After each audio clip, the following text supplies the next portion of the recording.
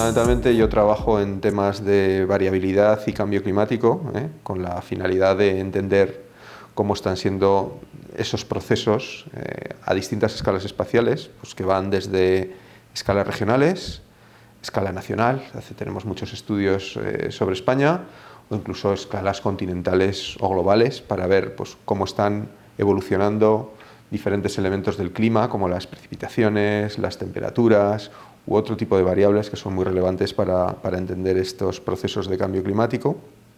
¿Vale? Y luego también vemos cómo esa variabilidad climática pues, tiene una impronta en determinados sistemas, como son los hidrológicos, o determinados sistemas naturales, como es, por ejemplo, la dinámica de la vegetación. Básicamente me dedico a esos temas.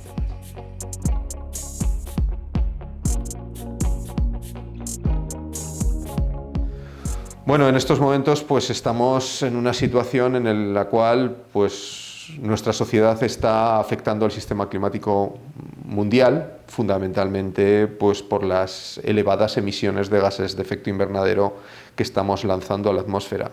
Esto tiene múltiples consecuencias. Entonces estamos en una situación que yo diría que no es muy optimista, ¿vale? Digamos que lo que sucede en la actualidad es que estamos alterando el balance energético terrestre. Digamos que nuestro sistema terrestre tiene cada vez mayor cantidad de energía, y eso tiene consecuencias también en el balance de agua a nivel global y a nivel regional. Eso hace pues, que el clima esté cambiando. Nuestra atmósfera cada vez es más cálida. Y eso que es muy relevante desde un punto de vista pues, biofísico, incluso social, pues tiene una impronta que todavía es más relevante en la ocurrencia de determinados fenómenos extremos que, digamos, que centran en buena medida nuestra investigación, pues como son las precipitaciones extremas, que dan lugar a crecidas extraordinarias en los ríos, o sobre todo el caso de las sequías, que es el aspecto en el cual yo me he dedicado en mayor profundidad desde que comencé mi carrera científica.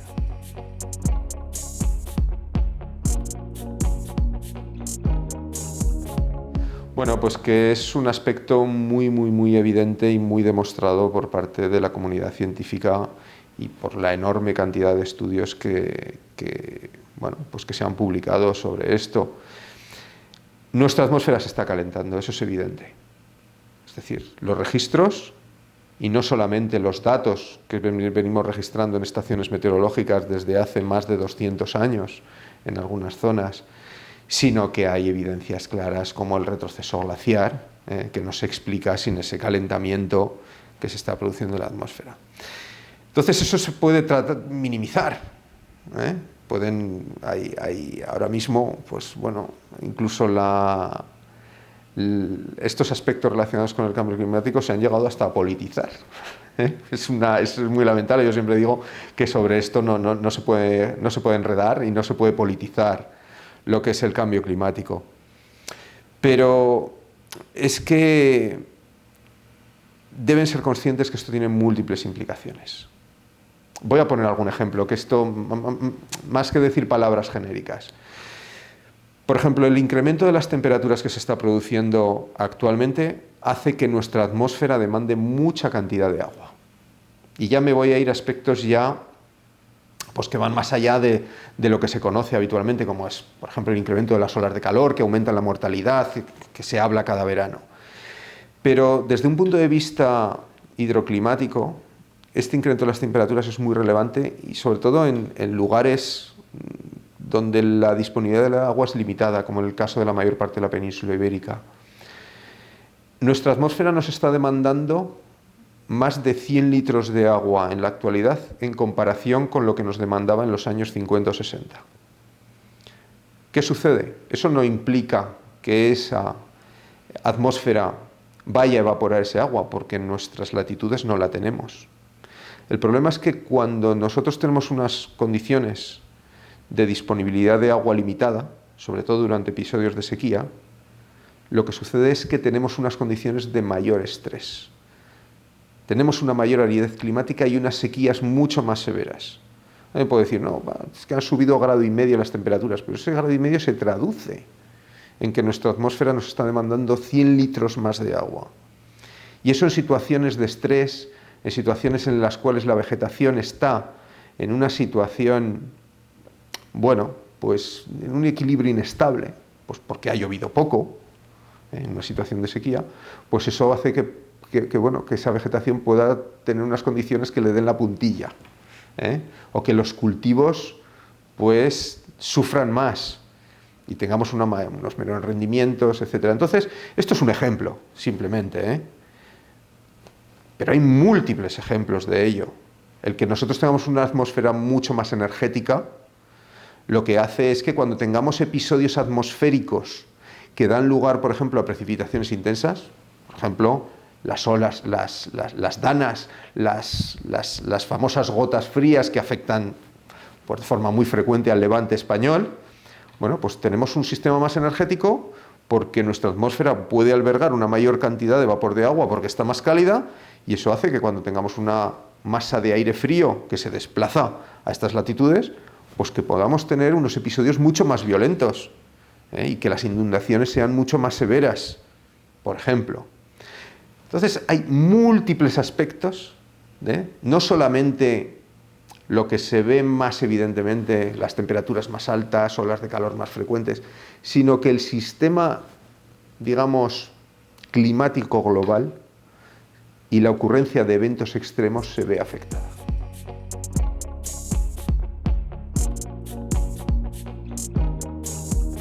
Nosotros sobre todo hacemos un diagnóstico de este tipo de fenómenos desde un punto de vista fundamentalmente físico. El qué se puede o no se puede hacer, ya entraremos en otro aspecto muy diferente. Yo suelo ser pesimista sobre qué podemos hacer o qué es lo que nos espera para el futuro. Fundamentalmente por varias razones. Una de ellas es porque tenemos un sistema socioeconómico que se basa fundamentalmente en el consumo. En el consumo y en ese consumo de, utilizar recursos, fundamentalmente basado en recursos energéticos fósiles, la quema de petróleo, carbón, gas, etcétera, a lo largo de los 2 últimos siglos, desde que comenzó la Revolución Industrial. Y, si nosotros queremos mantener ese sistema socioeconómico que tenemos, necesitamos que eso continúe. Es decir, si nosotros paramos eso, vamos a entrar en una situación de crisis económica, donde el Producto Interior Bruto bajará, donde el desempleo aumentará, y eso no lo va a asumir ningún gobierno, ¿vale? Entonces, si nosotros paramos nuestro sistema de consumo, que ya no entro ahí a criticarlo, ¿no? Podríamos hablar largo y tendido sobre esto, pero si nosotros, continuamos con este sistema de consumo, es muy difícil. La única alternativa es que la energía que utilizamos venga de otras fuentes, es decir, de fuentes renovables.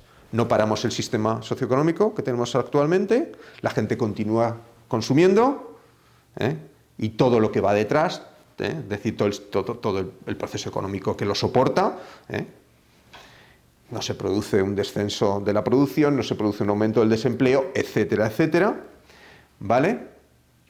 Y lo basamos en una energía alternativa. Pero hay un problema muy importante en esto. Es decir, esto precisa una transición, y en segundo lugar tenemos una población mundial creciente. Y los países del tercer mundo, cuando tienen acceso a la información sobre el modo de vida que nosotros tenemos en nuestros países, pues ellos también quieren ese modo de vida, ¿vale? Y con renovables es muy improbable que consigan llegar a ese nivel de vida.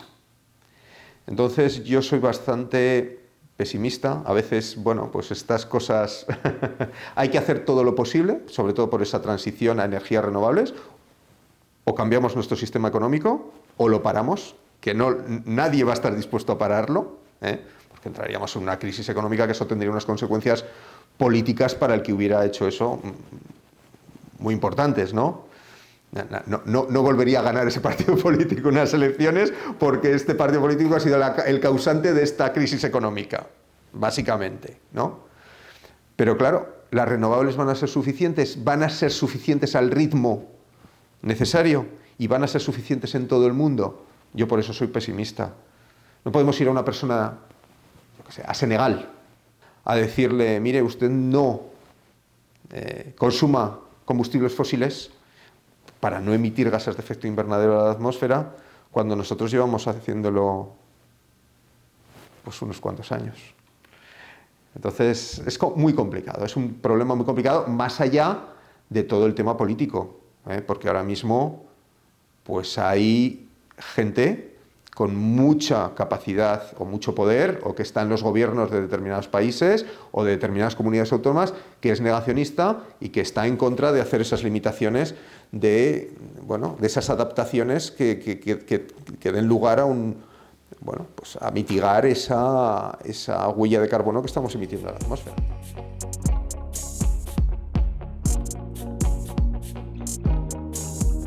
Bueno, todo esto es mucho más complicado. Vamos a ver, de esto ya si nos olvidamos, si pasamos de temas de mitigación asociada a emisiones de gases de efecto invernadero y nos vamos ya a una cuestión ya más de adaptación a las condiciones que nosotros tenemos, y nos vamos ya, reducimos, digamos, de una escala más global a una escala más micro que podríamos llamar nacional.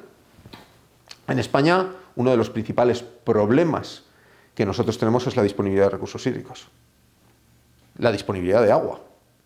Voy a tratar de decirlo esto de sencillo, porque el problema es muy complejo, ¿vale? El tema está en que España es un país que frecuentemente se ve afectado por sequías. Si nosotros tuviéramos la pluviometría que se produce en un año húmedo, en un año normal, pues probablemente se darían condiciones de baja disponibilidad de agua de forma muy esporádica en algunas regiones en las cuales, pues hay mucha demanda, como podría ser la mayor parte de la cuenca mediterránea, ¿no? de la parte mediterránea de España. El problema es que España se ve afectada por episodios de sequía de forma natural, de forma frecuente. Tenemos nosotros que trabajamos en registros, en tratar de cuantificar esas condiciones de sequía a largo plazo, más allá de los periodos en los cuales tenemos instrumentos, a partir de documentos. La Iglesia, por ejemplo, apuntaba cuando se producía una sequía de forma muy exhaustiva y muy detallada. España ha sido afectada por sequía siempre. Entonces, cuando tenemos una sequía, tenemos unos recursos hídricos muy mal adaptados a esas condiciones, ¿vale? Entonces, ahí se producen conflictos por el uso del agua y se producen situaciones en las cuales pues no hay recursos para todo. ¿Por qué?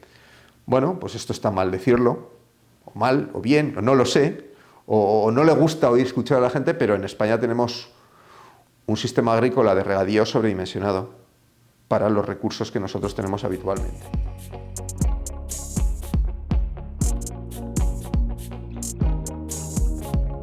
Esto es otro de los problemas irresolubles en este país. ¿Por qué? Bueno, pues porque en primer lugar es una actividad económica que tiene mucho peso y tiene mucha importancia. Y sobre todo a nivel regional en algunas regiones. Y tiene importancia no solo económica, yo también digo que esto tiene múltiples dimensiones. No se puede demonizar, por ejemplo, la agricultura de regadío, porque incluso tiene una actividad, un papel social muy importante. Hay algunas regiones de España que estarían despobladas si no tuvieran esos cultivos de regadío. Por ejemplo, aquí en Aragón, en el centro de la depresión del Ebro, si nos vamos a Monegros, son zonas pues, ¿no? que han vivido tradicionalmente del pastoreo, se ha abandonado prácticamente, y de la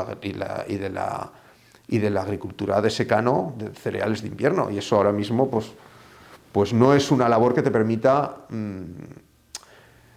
digamos, mantener una población, unos núcleos de población pues adecuados, ¿no? Entonces, o se riegan esas zonas o la gente habría abandonado esas zonas, ¿vale? Pero por otro lado, los cultivos de regadío consumen mucha agua, alrededor de un 80% de todo. Por ejemplo, aquí en la cuenca del Ebro superior, alrededor del 95%. En otras, de media en España, estamos diciendo que prácticamente el 80% del agua que se consume por parte de la agricultura de regadío, ¿vale? Entonces, bueno, pues es el principal demandante de agua de nuestro país.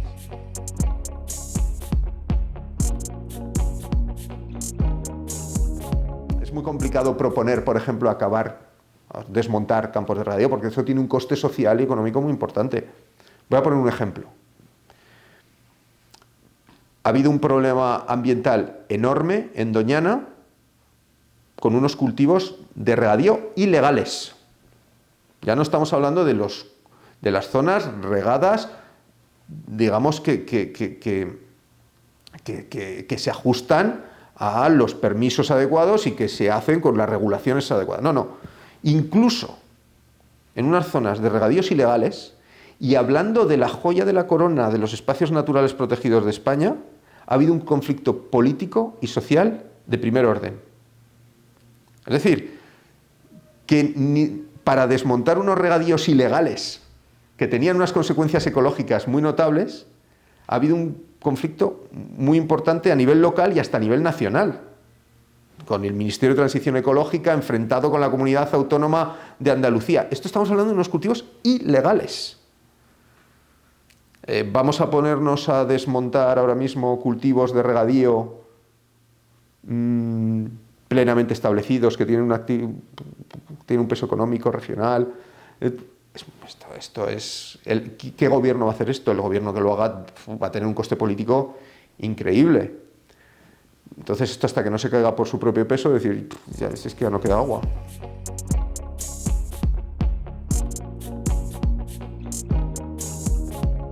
Los trasvases es una manera de generar conflictos regionales y vulnerabilidades perfecta.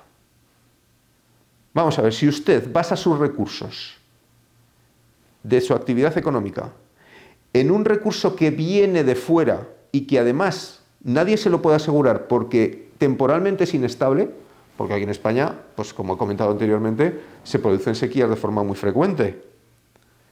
Entonces, ¿qué va a suceder? Si usted le dice a un señor, mire, usted plante en sus campos este cultivo de regadío, que vamos a hacer aquí un trasvase.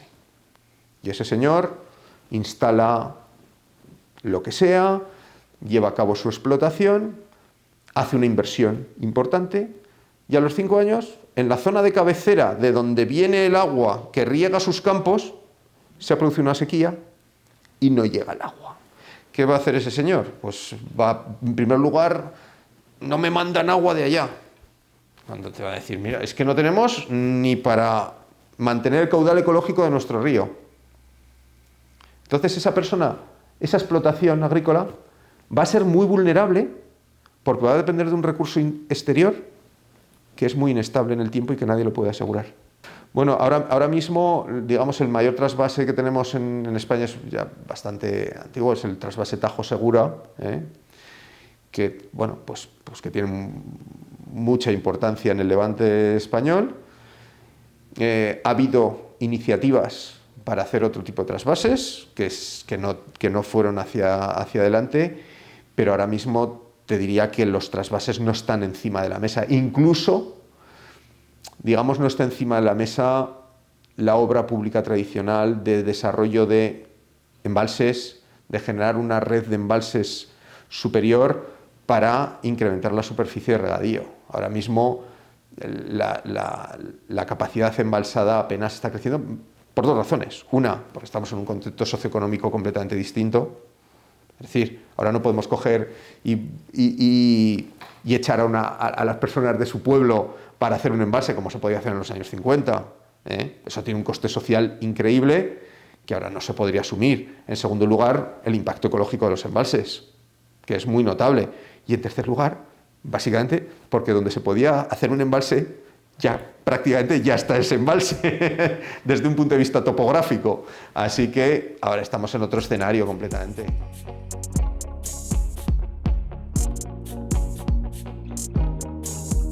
Es decir, ahora estamos en un escenario en el cual la obra pública ya no es la solución. Hay que ir a otro tipo de medidas, ¿vale? Sobre la mesa hay distintos aspectos, desalinizadoras, regeneración de aguas residuales, etcétera, ¿no? Con las desalinizadoras se ha comprobado pues, que es una medida muy buena, sobre todo en los episodios críticos. ¿Por qué? Bueno, porque el agua desalada es cara en comparación con el agua de lluvia, ¿vale? Es muy cara porque él precisa de mucha energía. Ahora habitualmente esas plantas desalinizadoras van a su vez asociadas a alguna fuente renovable, como energía eólica o solar o lo que sea, pero bueno, digamos que son más caras. ¿Cuándo podemos estar dispuestos a pagar ese agua? Pues cuando no la tenemos. Pagamos más por un recurso cuando ese recurso no está disponible. Una barra de pan en momentos de carestía, de hambruna, pues lo mismo en el caso del agua, ¿no? Entonces, bueno, pues en un episodio de sequía y para determinados usos, pues puede ser muy interesante.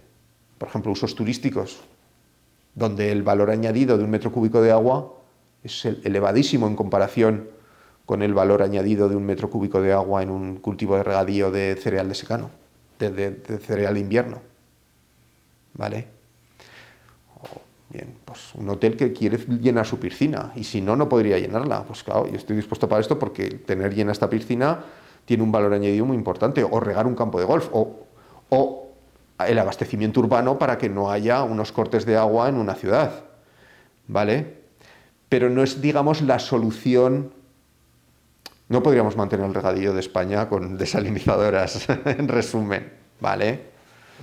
Entonces, es muy interesante para situaciones puntuales y yo creo que, como se ha demostrado, pues, por ejemplo, este último verano, bueno, pues Cataluña estaba ya a punto de traer agua, pues incluso con barcos desde las desalinizadoras de Levante para suplir este tipo de situaciones. Y para estos usos, en los cuales el metro cúbico de agua tiene un elevado valor añadido, por supuesto.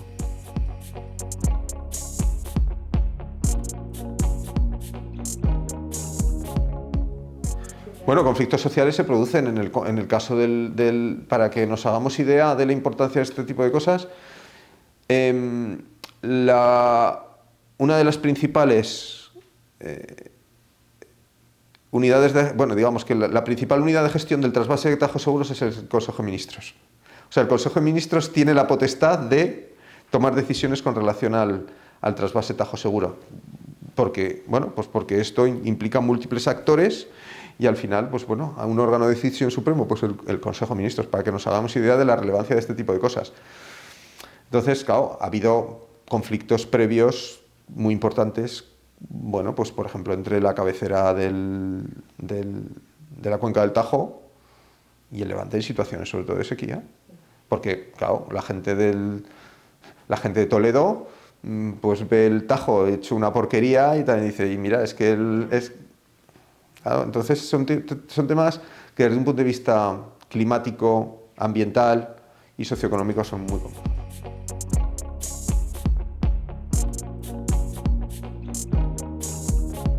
De la disponibilidad de recursos hídricos en España, bueno, pues reducir los consumos. ¿Y cómo se hace eso? Pues yo de nuevo soy muy pesimista sobre ello, pues porque entra en múltiples aspectos. Si llega un partido político y acaba con los regadíos de una región concreta, en esa región no vuelve a gobernar ese partido político en la vida. Y eso es así.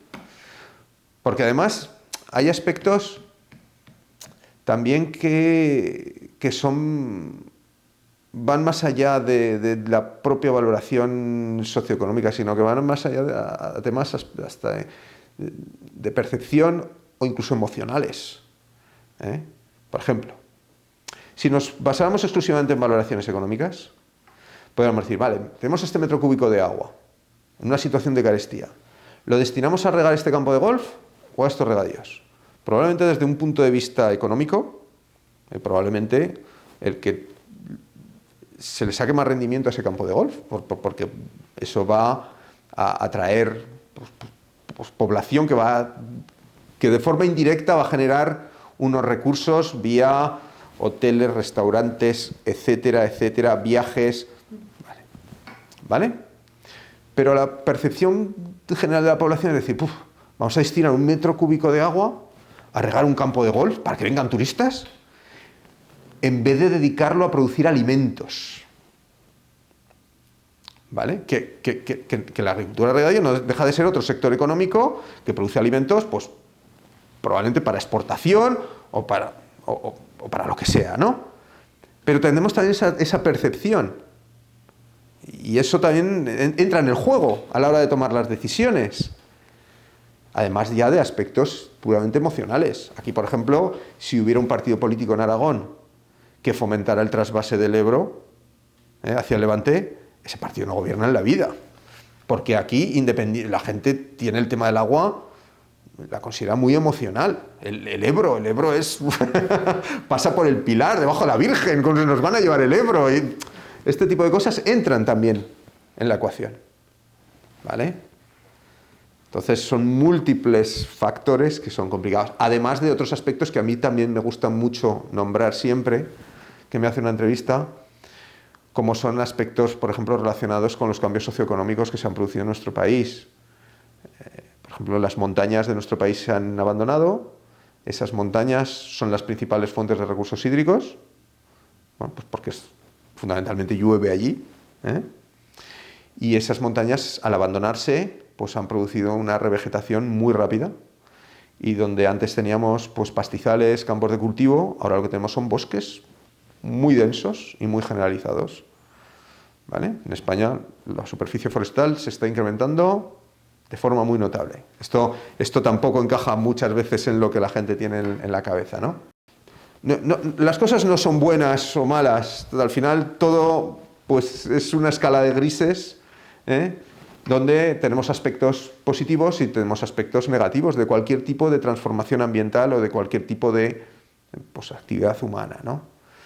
Pero en este caso, desde un punto de vista hidrológico, tiene un impacto negativo, porque esos bosques consumen mucha agua.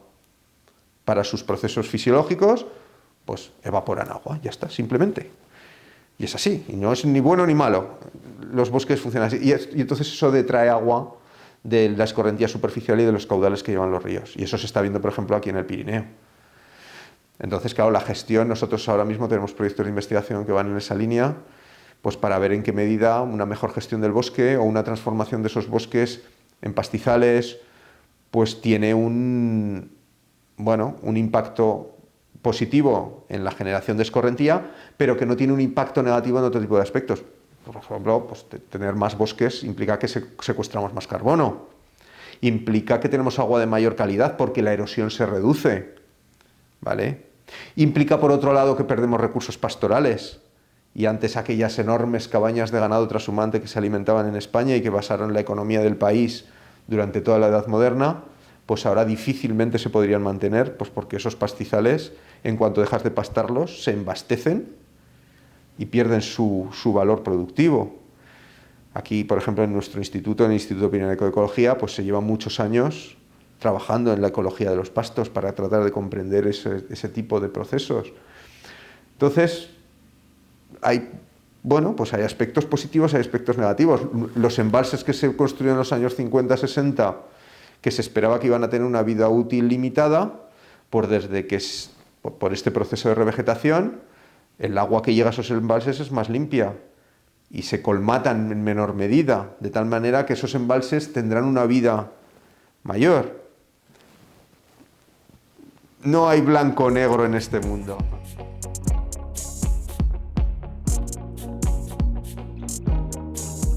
Desde un punto de vista climático, vamos hacia una situación de mayores temperaturas, y eso con una gran certidumbre, que tendrán un impacto muy notable desde un punto de vista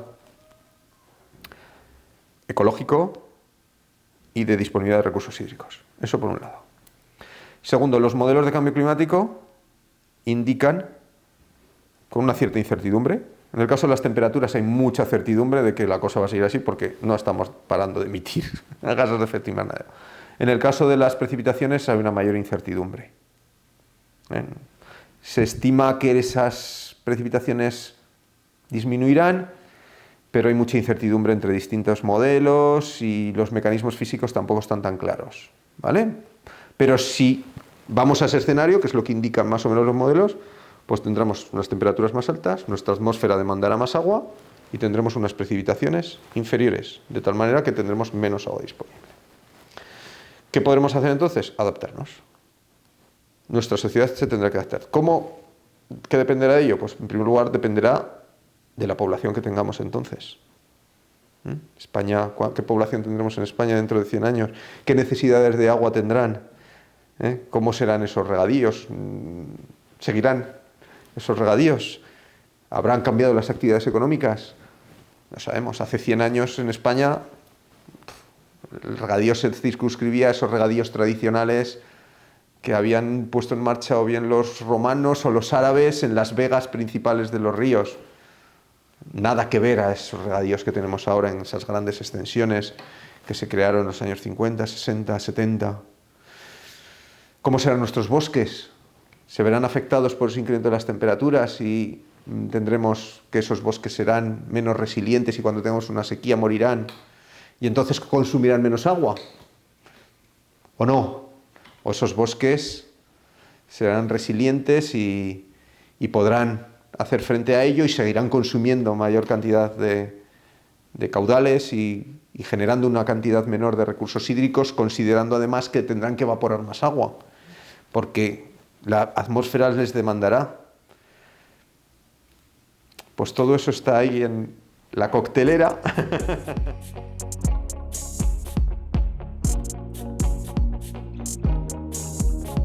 Pues yo estaba en Francia, en Montpellier, en un instituto de investigación de hidrología, en el cual he hecho una estancia durante este verano, estos 3 meses de verano.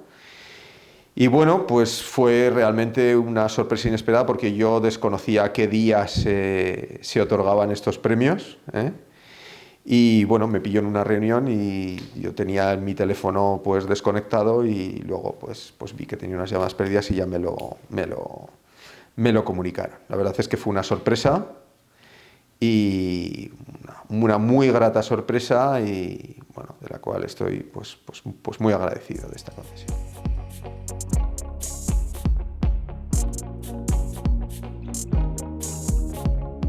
Pues en una palabra yo diría que progreso. Por una razón.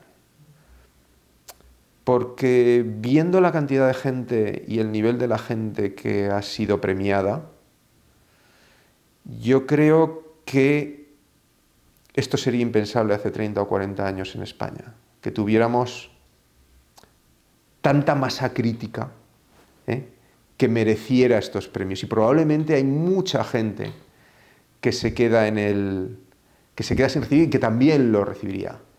Entonces, yo creo que esto es un indicativo muy claro del salto que ha dado España en su capacidad científica. Y eso es una señal inequívoca de progreso, porque sin conocimiento nuestras sociedades no progresan, ¿vale? Entonces yo creo que diría que progreso como un signo de decir, España está a un nivel, ahora mismo, a nivel similar a cualquier país de Europa, diría yo, en cuestión de la capacidad de sus investigadores y que queda demostrado por toda la gente que ha recibido estos premios.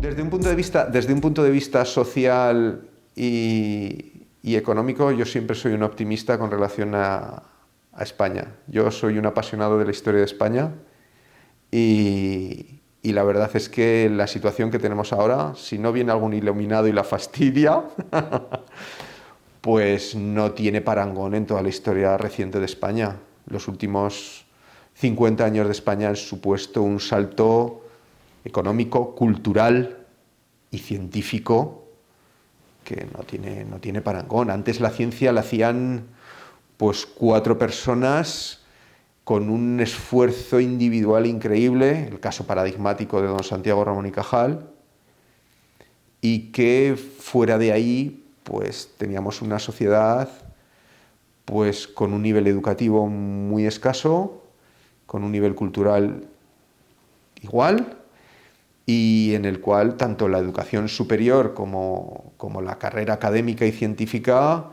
se circunscribía a ámbitos muy reducidos y además de unos ámbitos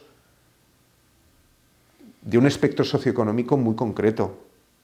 Ahora mismo, pues bueno, el que la población cualquier persona de cualquier capa social pueda llegar a dedicarse al mundo académico y a ser científico del Consejo Superior de Investigaciones Científicas o de una universidad española, eso dice mucho del país.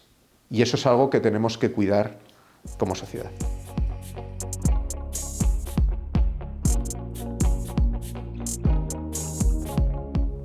Yo cuando entra alguien a trabajar conmigo, yo siempre le comento que la carrera científica en España es una carrera muy sacrificada porque es una carrera de fondo.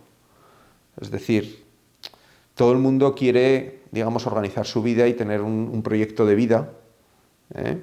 Y si te dedicas a la carrera científica, esos proyectos de vida habitualmente pues se retrasan. ¿Por qué? Pues porque es una carrera a largo plazo. Tienes que hacer una carrera universitaria, una tesis doctoral, habitualmente salir al extranjero, porque es muy conveniente formarse en el extranjero y ver cómo se está trabajando fuera, tanto para adquirir competencias, experiencias, para conocer otros grupos de investigación, cómo se trabaja en el extranjero, también para quitarnos complejos, que muchas veces pensamos que aquí en España pues hacemos las cosas peor o tenemos menos capacidad, y cuando sales fuera prácticamente ves que tenemos el mismo nivel y las mismas capacidades, e incluso yo diría que tenemos mucha más imaginación para hacer frente a situaciones complicadas que gente que tiene muchos recursos. Entonces, yo siempre les comento esto, que es una carrera sacrificada, pero que tenemos el mejor trabajo del mundo. Tenemos el mejor trabajo del mundo. En primer lugar, pues porque generas conocimiento, que es un aspecto, bueno, que contribuyes al desarrollo socioeconómico y cultural del país. En segundo lugar, pues porque trabajas en cosas que te gustan. En tercer lugar, porque tenemos toda la libertad del mundo para investigar en los aspectos que a nosotros nos interesan. Es decir, yo trabajo en temas de sequías porque me ha interesado este tema.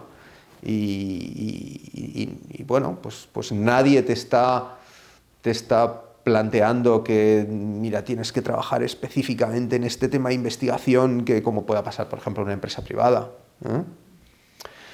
Entonces, bueno, pues son una serie de aspectos pues, a valorar, ¿eh? Y que es una carrera muy sacrificada, que no todos llegan a ello, ¿eh? Hay mucha gente que se queda en el camino pues, por aspectos personales o porque prefieren orientar sus carreras laborales hacia otros aspectos, pero que es muy gratificante y que recompensa mucho.